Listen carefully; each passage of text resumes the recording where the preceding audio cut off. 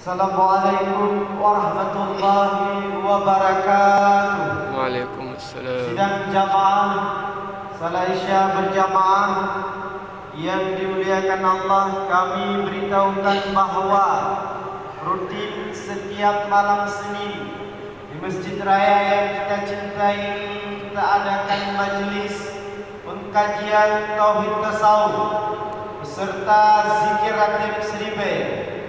Sambil kita menunggu kehadiran jamaah dari berbagai kampung yang ada di kota Banda Aceh dan Aceh Besar, sambil kita niatkan i'tikaf di dalam masjid, marilah sama-sama kita berselawat kepada baginda Nabi besar Muhammad sallallahu alaihi wasallam bersama tim selawat Tauhid Tasawuf.